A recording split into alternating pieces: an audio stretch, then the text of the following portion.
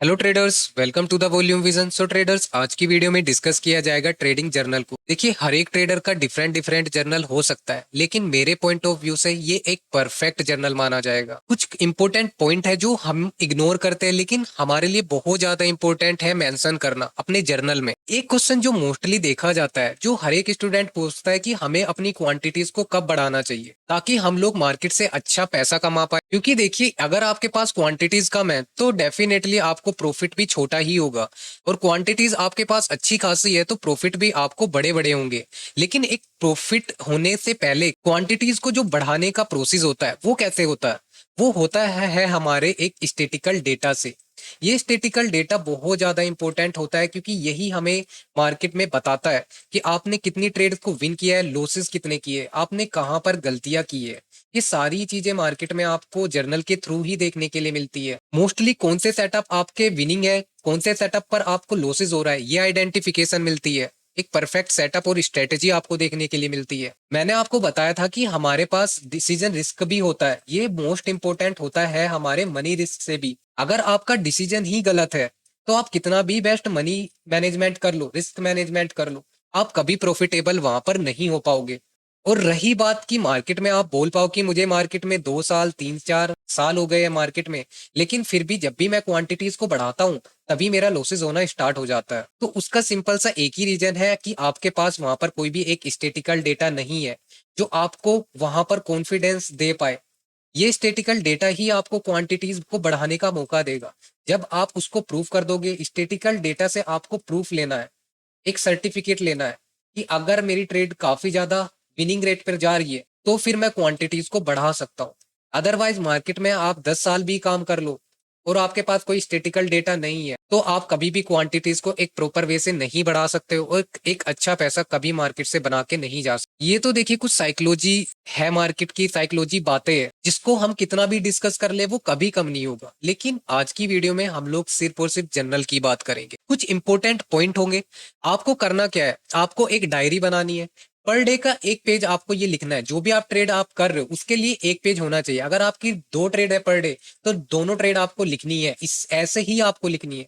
और सिर्फ एक ट्रेड को लिखने में आपके मुश्किल से 10 मिनट लगेगी, लेकिन ये 10 मिनट आपकी ट्रेडिंग जर्नी को काफी ज्यादा बेस्ट और आपकी परफॉर्मेंस को काफी ज्यादा इंक्रीज कर देगी। जब हमें एक प्रॉफिटेबल ट्रेडर बनना होता है तो यही एक रास्ता होता है जिससे हम लोग प्रॉफिटेबल हो पाते हैं। अब देखिए, आपको करना क्या है। सबसे पहले आपको जो भी पेज है आपका, ये स्टार्टिंग में ही लिख लेना है कि आपका रिस्क रिवॉर्ड क्या है, आपका पर डे का रिस्क कितना है, ठीक है, और कितना आपका पर डे का प्रॉफिट होना चाहिए रिस्क के अकॉर्डिंग। ट्रेडिंग जर्नल कैसा रहेगा, आपने सपोज करिए एक ट्रेड वहां पर ली है, जैसे कि सन फार्मा में एक एग्जांपल को हम लोग शो करते हैं।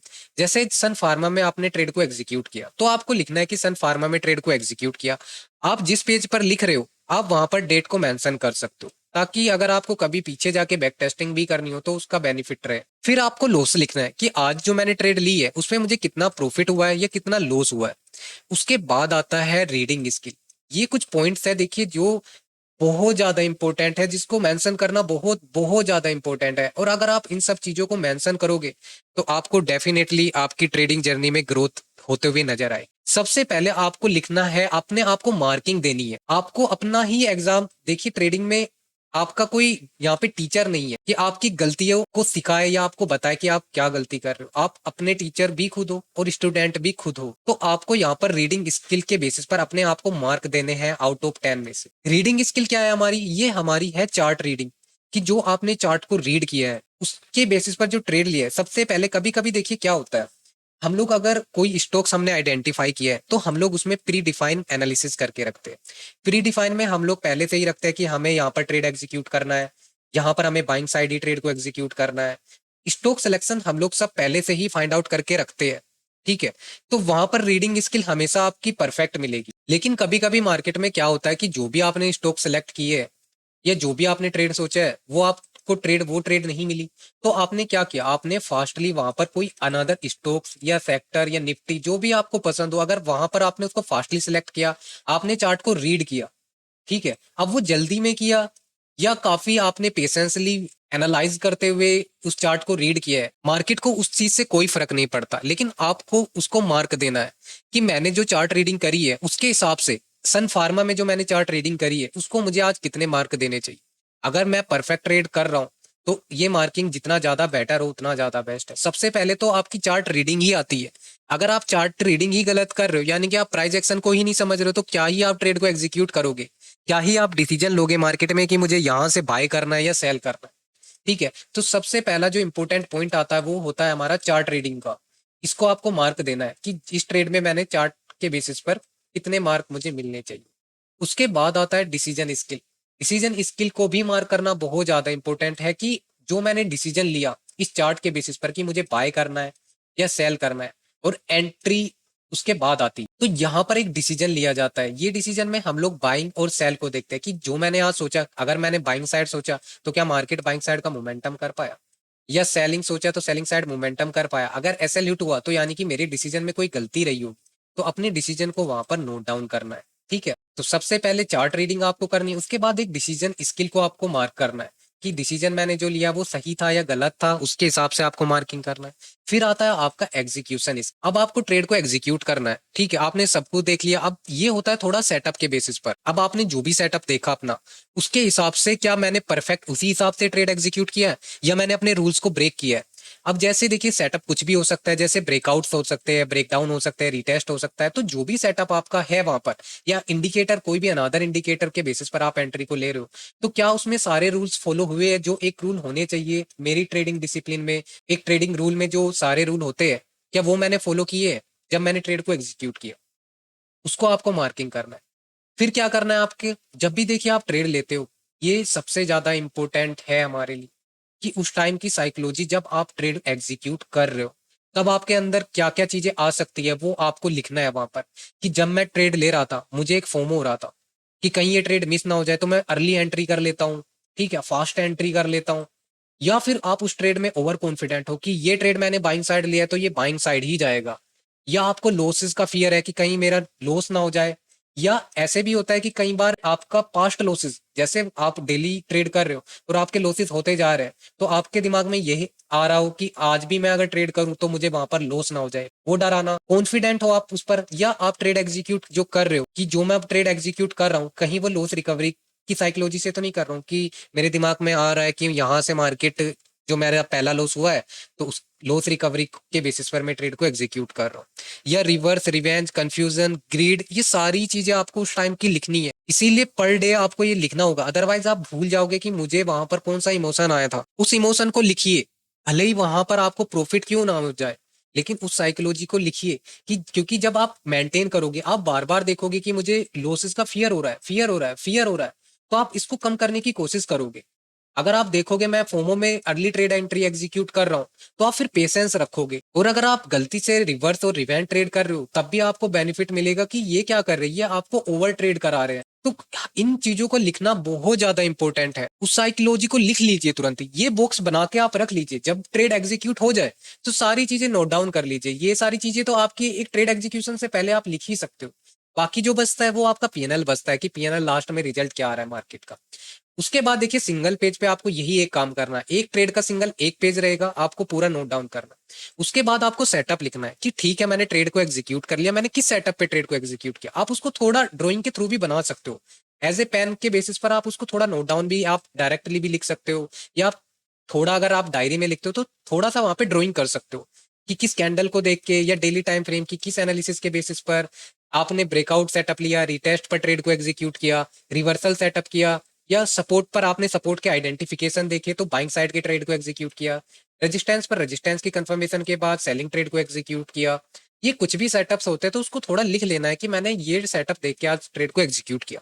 इस सेटअप के भी बहुत ज्यादा बेनिफिट है। जब आप जर्नल लास्ट में चेक करोगे मंथली, तो आप चेक करोगे कि मैंने मोस्टली ब्रेकआउट्स को ट्रेड किया है, और सबसे ज्यादा विनिंग ट्रेड अगर मैं देख रहा हूँ तो ब्रेकआउट ट्रेड सबसे ज्यादा देखने के लिए मिल रही है, जिसमें विनिंग ट्रेड सबसे ज्यादा है। तो मुझे ब्रेकआउट ट्रेड को ज्यादा करना चाहिए, ब्रेकआउट से ट्रेड मेरी ज्यादा सक्सेस है। तो वो एनालिसिस आपको कॉन्फिडेंस देगी, और वही कॉन्फिडेंस धीरे धीरे आपको क्वांटिटी तक लेके जाएगा। फिर आपको क्या करना है, ये सारी चीजें नोट डाउन करने के बाद आपको आ जाना है एक्सप्लेनेशन पे। काफी, ये देखिए जो इतना बड़ा बुक्स आपको बनाने की जरूरत नहीं है, तो मार्क करना है ना आपके काफी काफी इजीली ये आपके डायरी के पेज पर भी आ जाएगा। ये सिर्फ मार्किंग आपको दिखना है, ठीक है, ये लिखना है, ये साइकोलॉजी लिखना है, अभी भी आपका पूरा पेज खाली रहेगा। उस हाफ पेज में आपको यही चीजें करना है कि आपको एक्सप्लेनेशन करना है।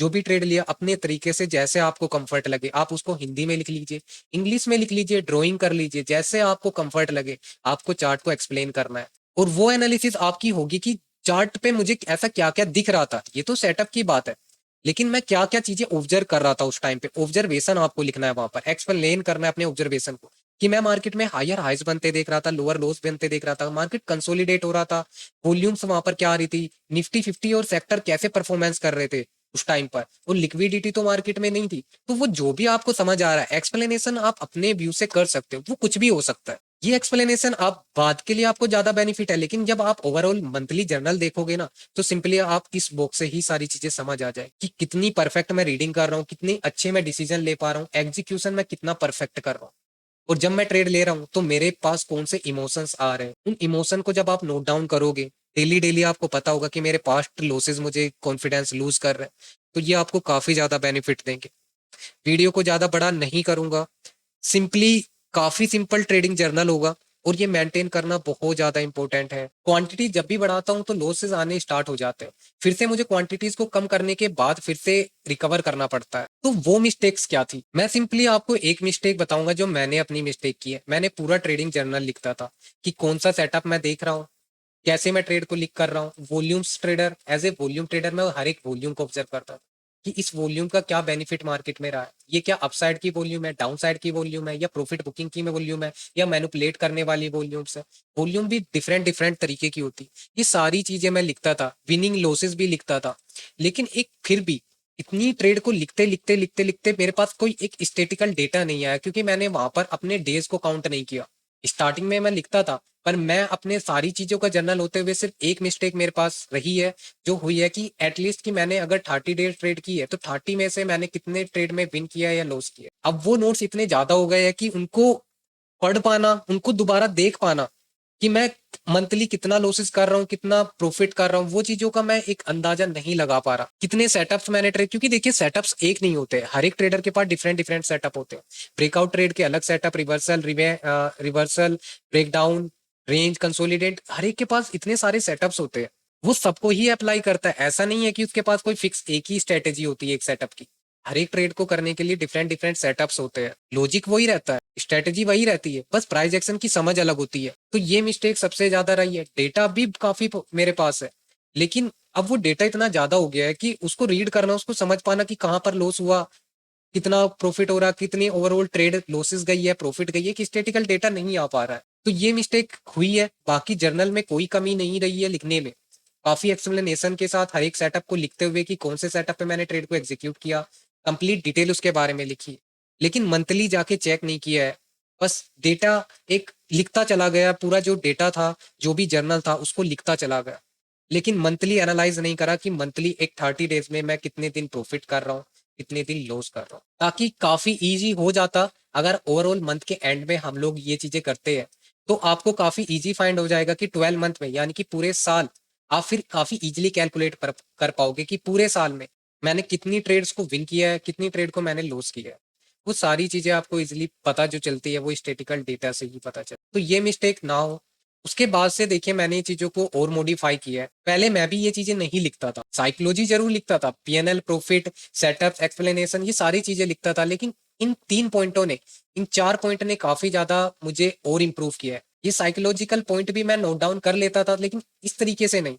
और अब जो मार्केट में मेरी और इम्प्रूवमेंट का रीजन है वो यही है सबसे ज्यादा, reading skill, decision skill, execution skill. बस सिंपल आपको नोट डाउन करो, इस चार्ट का आप स्क्रीनशॉट भी ले सकते हो, तो आप यहाँ पर प्रॉपर अपना जर्नल मेंटेन करो, आपको सच में काफी ज्यादा ग्रोथ अपने अंदर देखने के लिए मिलेगी।